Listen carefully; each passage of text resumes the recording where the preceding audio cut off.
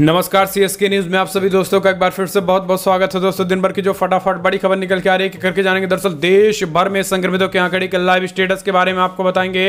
इस बीच बड़ी खबर निकल के आ रही है, आपको बता दें जहां पर हांगकांग चीन से निकल के आ रही है। चीन के हांगकांग में प्रस्तावित राष्ट्रीय सुरक्षा कानून के खिलाफ जबरदस्त प्रदर्शन। जी आपको बता दें कि चीन में इस समय हांगकांग खिसकता दिख रहा है और वो लद्दाख पर पड़ा हुआ है। जी इसके बारे में भी आपको बताएंगे। इस बीच महाराष्ट्र में एक बार फिर से साधुओं की पीट कर हत्या। जी हाँ, 2 और साधुओं की पीट कर हत्या कर दी गई है, जहां पर तेलंगाना से भी आरोपी पकड़ा गया। लेकिन अब सवाल खड़े हो गए हैं कि क्या कहीं सुनियोजित तो नहीं है। इसके बारे में भी आपको बताएंगे। इस बीच बड़ी खबर निकल के आ रही है, यहाँ पर सरहद पर लद्दाख में चीन ने तैनात किए 300 सैनिक और 100 से ज्यादा तंबू गार्ड सुनना शुरू कर दिए।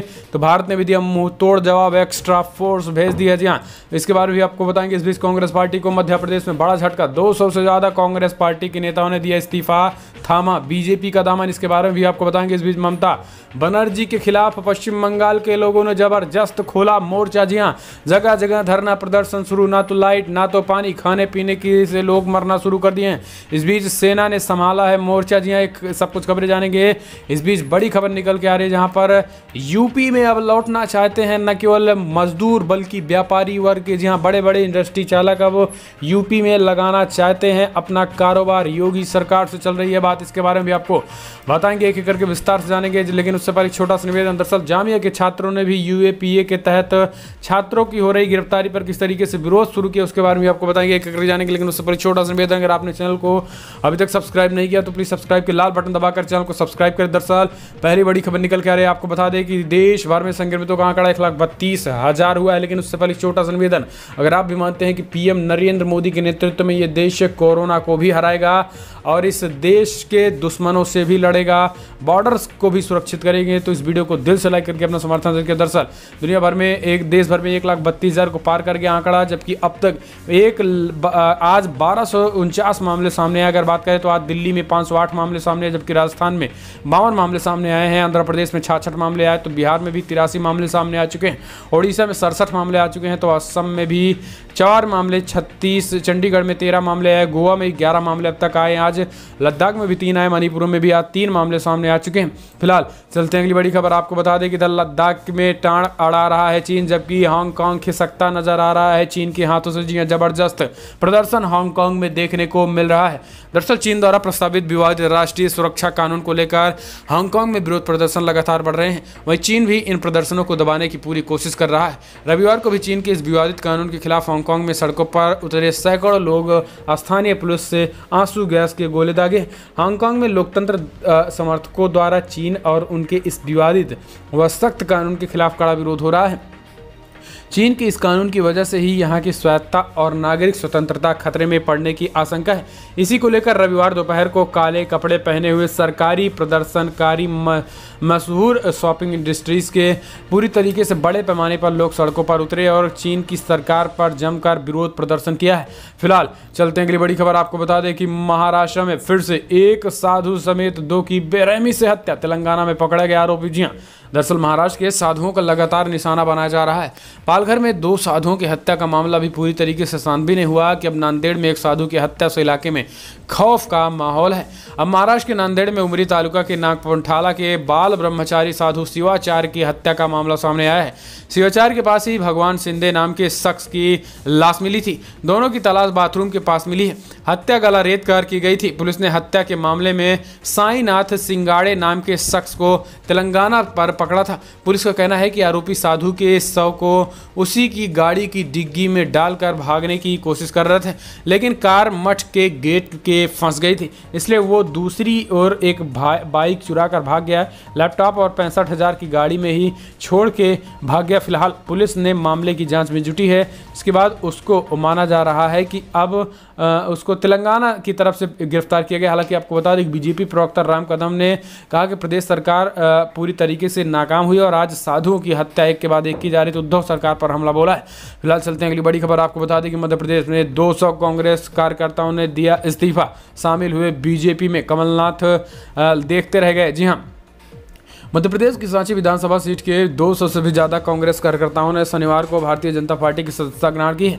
इस दौरान मध्य प्रदेश के मुख्यमंत्री शिवराज सिंह चौहान, प्रदेश बीजेपी अध्यक्ष वी.डी. शर्मा भी मौजूद थे। बताया जा रहा है कि कांग्रेस में हाल ही में बीजेपी में आए ज्योतिरादित्य सिंधिया, प्रभुनाम चौधरी के कांग्रेस कार्यकर्ताओं की बीजेपी में एंट्री करवाई है। बीजेपी की सदस्यता लेने वाले मध्य प्रदेश कांग्रेस कमेटी के सदस्य जिला अध्यक्ष, पूर्व जिला अध्यक्ष, ब्लॉक प्रमुख, ब्लॉक अध्यक्ष, पूर्व कांग्रेस अध्यक्ष सहित सरपंच सहित तमाम बड़े पैमाने पर मुख्य पदों पर रह चुके कांग्रेसी नेता हैं। इनमें से 200 से ज़्यादा लोगों ने बीजेपी का दामन थाम लिया है। फिलहाल चलते हैं अगली बड़ी खबर लेते हैं। आपको बता दें कि जहां पर सरहद पर तनाव, चीन ने लद्दाख में तैनात किए 300 सैनिक, 100 से ज़्यादा तंबू गाड़े, तो भारत ने भी दिया कड़ा जवाब, मुंहतोड़। भारत ने भेजी एक्स्ट्रा फोर्सेज। जी हाँ, भारत और चीन के बीच पूर्वी लद्दाख में लगातार तनाव बढ़ता जा रहा है। दोनों देशों ने अपने अपने सैनिकों की भारी संख्या में वहां तैनात कर दिया है। पीटीआई के मुताबिक गालवान घाटी के चीन ने पिछले 2 सप्ताह के भीतर करीब 100 टेंट गाड़ दिए हैं।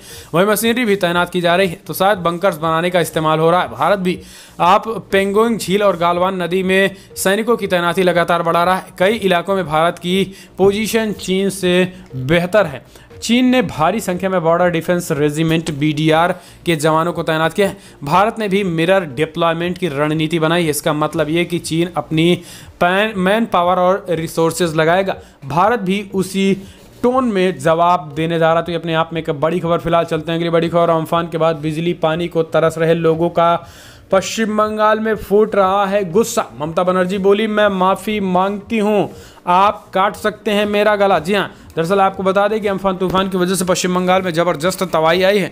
तबाही आने के बाद अब पश्चिम बंगाल में जिस तरीके से लोगों के घरों तक बिजली अब जाने से व्यवस्था हुई है, सड़कें अस्त व्यस्त हो गई हैं, पानियाँ पूरी तरीके से नहीं मिल रहा, खाने पीने के लिए अराजकता फैल गई है। इस बीच पश्चिम बंगाल के मुख्यमंत्री ममता बनर्जी के खिलाफ ज़बरदस्त विरोध प्रदर्शन शुरू हो गया और इसी को लेकर अब पश्चिम बंगाल की मुख्यमंत्री घिरती हुई नजर आ रही हैं। तो भारतीय जनता पार्टी भी जमकर हमलावर है। उनका कहना है कि पश्चिम बंगाल के मुख्यमंत्री ममता बनर्जी को इतने बड़े पैमाने पर उनको 10 से 15 दिन पहले ही सूचित कर दिया गया था। राज्यपाल ने भी कहा है कि बड़े पैमाने पर सूचित करने के बाद भी पश्चिम बंगाल के मुख्यमंत्री ममता बनर्जी इससे निपटने में पूरी तरीके से फेल रही और ना ही कोई पूर्व में कोई इतने बड़े पैमाने पर कुछ सही काम करने की उनके पास कोई प्लानिंग भी नहीं थी। यानी जो बड़े पैमाने पर हादसे हुए इसमें कहीं बड़े पैमाने पर प्लानिंग नहीं थी कि कैसे इससे तत्काल निपटा जाए और इसी को लेकर अराजकता के बीच जबरदस्त प्रदर्शन भी हो रहे हैं। हालांकि इस बीच बीजेपी के प्रदेश अध्यक्ष जब पश्चिम बंगाल के उस बाढ़ पीड़ित इलाकों में जाने की कोशिश की दिलीप घोष ने, तो वहां पर ममता ने जाने से रोक दिया और पुलिस प्रशासन ने उनको पूरी तरीके से वहां पर रोक दिया गया है। तो ये बीजेपी यानी ना जाए, बीजेपी के लोग ना जा पाएं और पश्चिम बंगाल के मुख्यमंत्री ममता बनर्जी राजनीति कर सके, इस तरीके की राजनीति कर रही हैं। फिलहाल चलते हैं अगली बड़ी खबर। आपको बता दें कि मौजूदा वक्त में धार्मिक स्थलों पर प्रतिबंध लगाना मौलिक अधिकारों का उल्लंघन नहीं है। जी आपको बता दें, हाई कोर्ट ने दिया बड़ा आदेश। दरअसल पंजाब और हरियाणा हाई कोर्ट ने बीते शनिवार को कहा है कि धार्मिक स्थलों पर प्रतिबंध लगाने का फैसला व्यापक जनहित में है और धार्मिक सभाओं में आयोजित करने पर लगे प्रतिबंधों में ढील नहीं दी जा सकती है। पूजा पाठ के लिए लॉकडाउन में छूट देने की याचिकाओं को खारिज करते हुए जस्टिस राजीव शर्मा और अजय तिवारी की पीठ ने कहा कि धर्म की स्वतंत्रता, सार्वजनिक व्यवस्था, नैतिकता और सार्वजनिक स्वास्थ्य के अधीन है। वो एक असाधारण स्थिति में समाज के स्वास्थ्य की रक्षा के लिए धार्मिक सभाओं, समारोहों के आयोजन सहित जनता के लिए सभी पूजा स्थलों पर प्रतिबंध लगाए गए हैं।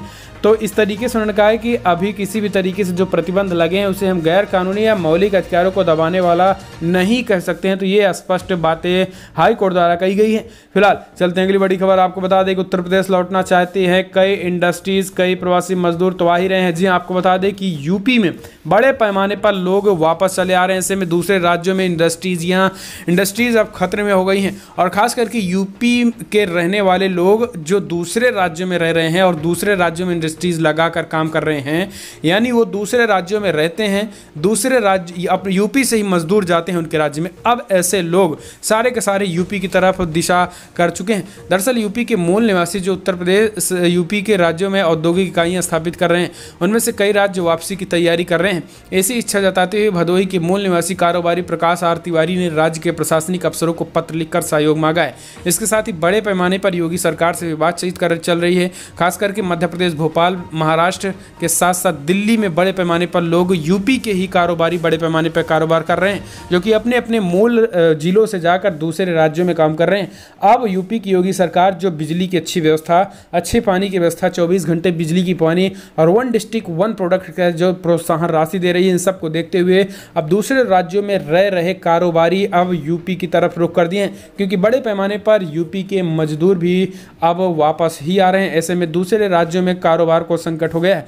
फिलहाल चलते हैं अगली बड़ी खबर। जामिया छात्रों ने लॉकडाउन में गिरफ्तारी का विरोध करना शुरू कर दिया। जी हाँ, दरअसल आपको बता दें कि दिल्ली हिंसा को लेकर जिस तरीके से यूएपीए के तहत जामिया के कुछ छात्रों पर कार्रवाई हुई है, इसको लेकर अब जामिया के छात्रों ने इसका विरोध करना शुरू कर दिया। जामिया के छात्रों का कहना है कि लॉकडाउन की सिचुएशन में इस तरीके से कार्रवाई नहीं की जानी चाहिए, जबकि दिल्ली पुलिस दिल्ली हिंसा में शामिल सभी लोगों पर कार्रवाई कर रही है और वो लॉकडाउन की सिचुएशन में भी उसने अपना काम नहीं रोका है। लेकिन इस बीच अब जामिया के कुछ कथित लोग इस तरीके से अब विरोध करना शुरू किए हैं। फिलहाल चलते हैं अगली बड़ी खबर। आपको बता दें कि अम्फन से बंगाल प्रभावित सेना ने संभाला मोर्चा, युद्ध स्तर पर काम शुरू है। जी हाँ, आपको बता दें कि बंगाल में अम्फन तूफान ने तबाही मचाई तो है, लेकिन इस बीच सेना ने पूरे पश्चिम बंगाल को अपने अंडर में कर लिया। यानी बड़े पैमाने पर सेना ने जिन जिन जिलों में खास करके तूफान आया था, उन जिलों के बड़े ज़्यादा गंभीर क्षेत्रों में सेना की तैनाती हुई है और सेना उन सारे के सारे जगहों को अपने तेजी के साथ युद्ध स्तर पर काम कर रही है। लोगों को तत्काल राहत देने का भी ऐलान कर दिया गया है। फिलहाल चलते हैं अगली बड़ी खबर। आपको बता दें कि बिग ब्रेकिंग न्यूज़ निकल के आ रहा है। यहाँ पर मजदूरों की मदद करने पर स्मृति ईरानी ने सोनू सूद की तारीफ की, बोली मुझे आप पर गर्व है। जी हाँ, कोरोना वायरस के चलते देश भर में लॉकडाउन तो लागू है, लेकिन इस बीच आपको बता दें कि बड़े पैमाने पर कोरोना संक्रमितों के जो मामले निकल के आ रहे हैं, इसके बाद अब प्रवासी मजदूरों की समस्याएं बढ़ गई हैं। सब प्रवासी मजदूरों की समस्याएं बढ़ी, लेकिन सोनू सूद महाराष्ट्र में बड़े पैमाने पर लोगों को घर भिजवाए। खासकर यूपी, बिहार, उड़ीसा, पश्चिम बंगाल, तमाम दूसरे राज्यों में फंसे लोगों के लिए सोनू सूद ने एक ट्वीट के जरिए किस तरीके से मदद कर रहे हैं, अब इसको लेकर स्मृति ईरानी ने भी अपने को रोक नहीं पाई और सोनू सूद का उन्होंने जमकर तारीफ की। उन्होंने कहा कि आप पर गर्व है। ऐसे लोग अगर भारत देश में रहें और छोटी छोटी चीज़ों का सरकार का जो निराकरण वो कर दें, तो वो किस तरीके से स्वदेश इतनी तेज़ी के साथ आगे जाएगा कि पूछो मत। तो अपने आप में सोनू सूद के लिए 1 लाइक बनता है। दोस्तों, बड़े पैमाने पर मजदूरों की सहायता की है। इतना बड़ा एक्टर ना होने के बावजूद भी इतने बड़े पैमाने पर मदद करना अपने आप में दिखाता है कि मदद करने के लिए पैसे की ज़रूरत नहीं, बल्कि बड़ा दिल होना चाहिए। फिलहाल चलते हैं अगली बड़ी खबर। आपको बता दें कि उत्तर प्रदेश में कल से खुलेंगे दफ्तर, नए नियमों का पालन करना होगा आपको जरूरी। जी हाँ, कोरोना संकट से निपटने के लिए देश में लॉकडाउन जारी है, लेकिन इस बीच यूपी की योगी सरकार ने लखनऊ में कल मॉल भी खोलने का ऐलान कर दिया। जहाँ कॉम्प्लेक्स मॉल भी खोलने का ऐलान किया, लेकिन इस बीच दफ्तरों को भी खोलने का आदेश जारी कर दिया। सीएम योगी आदित्यनाथ के अनुसार गाइडलाइन जो जारी की गई, उनमें स्पष्ट बातें ये कही गई हैं कि अब खास करके सरकारी दफ्तरों में लोग आएँ, काम करें। अब कल सोमवार से ये सब कुछ चीज़ें खुल गई हैं। खास करके आरोग्य सेतु ऐप को इंस्टॉल कर लें और बाकायदा अपने टाइम टू टाइम शेड्यूल बनाकर सोशल डिस्टेंसिंग मेंटेन करके अपना खास करके दफ्तरों में बैठे लोग, तो इस तरीके से बड़ा ऐलान किया गया है। फिलहाल चलते हैं अगली बड़ी खबर लेते हैं। आपको बता दें कि बिग ब्रेकिंग निकल के आ रही है। यहाँ पर पश्चिम बंगाल की मुख्यमंत्री ममता बनर्जी और महाराष्ट्र के मुख्यमंत्री उद्धव ठाकरे 30 मई तक अपने अपने राज्य में कोलकाता और महाराष्ट्र में हवाई यात्रा को रोकने की केंद्र सरकार से मांग की है। जी हाँ, दरअसल आपको बता दें कि पश्चिम बंगाल में तो अम्फन तूफान, जबकि उद्धव ठाकरे रेड जोन के कारण अब मुंबई में 30 मई तक हवाई यात्रा को रोकने का बात कर रहे हैं। उनका कहना है कि इसको तत्काल रोका जाना चाहिए, वरना हालात और बेकाबू हो जाएंगे। तो इस तरीके से उन्होंने कुछ एक ये मांग भी की है। फिलहाल हम चलते हैं अगली बड़ी खबर। दुनिया भर में जो आंकड़े निकल के आ रहे हैं, एक नज़र उसको जानना बेहद जरूरी है। दोस्तों, दुनिया भर में अब तक 53 लाख के आंकड़े को पार कर गया। जी हाँ, अब तक 53 लाख के आंकड़े को पार कर गए, जबकि 53,11,000 कन्फर्म केसेज आ चुके, जबकि मृतकों की संख्या 3,42,000 को पार कर गई है। अगर यूनाइटेड स्टेट की बात करें तो अब तक 16,57,000 कन्फर्म केसेज आ चुके हैं, जबकि मृतकों की संख्या 97,000 को पार कर गई है। ब्राज़ील में 3,50,000 के करीब मामले आ चुके हैं, 3,49,000 हो चुके हैं, जबकि 22,000 से ज़्यादा लोगों की मौत हो गई है। रसिया में 3,35,000 कन्फर्म केसेस हो चुके, जबकि 33 लोगों की मौत हो गई है। यूनाइटेड किंगडम ब्रिटेन में 2,57,000 केसेस हो चुके, जबकि 36,000 लोगों की मौत हो गई है। स्पेन में 2,35,000 कन्फर्म केसेस हैं, जबकि 28,000 लोगों की मौत हो गई है। तो वहीं इटली में भी 2,29,000 केसेस है, जर्मनी में 1,80,000 केसेस, तुर्की में 1,55,000 केसेस, फ्रांस में 1,48,000 केसेस है, ईरान में भी 1,33,000 केसेस। तेजी के साथ बात करें तो ब्राज़ील में आंकड़े तेजी से बढ़ना शुरू हो चुके हैं। रसिया में भी आंकड़े तेजी में हैं, जबकि भारत में भी आंकड़े तेज़ी से बढ़ रहे हैं। सऊदी अरब में भी आंकड़े तेज़ी से बढ़ रहे हैं। तो ये पूरे दुनिया भर के ये हालात हैं। फिलहाल हम चलते हैं अगली बड़ी खबर। आपको बता दें कि बिग ब्रेकिंग न्यूज़ निकल के आ रही, जहां पर ईद पर मुस्लिम धार्मिक नेताओं के सोशल डिस्टेंसिंग बनाए रखने की एक बार फिर से अपील की। उन्होंने कहा कि सुरक्षा में तैनात होंगे अतिरिक्त जवान। जी हाँ, आपको बता दें कि एक बार फिर रविवार या सोमवार को पड़ने वाले की संभावना ईद है। दरअसल कुछ लोग आज ईद मना रहे हैं तो कहीं पे कल मनाया जा रहा है, लेकिन जामा मस्जिद के जो इमाम है उन्होंने कल ईद मनाने की बात की, क्योंकि आज चांद भारत में नहीं निकला है। लेकिन पश्चिम पाकिस्तान और सऊदी अरबिया जैसे बड़े देशों में यहाँ पर आज ही ईद मनाया जा रहा है। लेकिन अब आज ईद मनाने को लेकर ये बड़ी बातें कही गई हैं कि ईद कल मनाया जाएगा, लेकिन सोशल डिस्टेंसिंग का खासा ध्यान रखें और केंद्र सरकार राज्य सरकार के गाइडलाइंस का जरूर पालन करें। फिलहाल बड़ी खबर में इतना है, लेकिन अगर आपको वीडियो पसंद आए तो लाइक करें, शेयर करें, कमेंट के माध्यम से अपनी राय देना ना भूलें। इस वीडियो में इतना। जय हिंद, वंदे मातरम।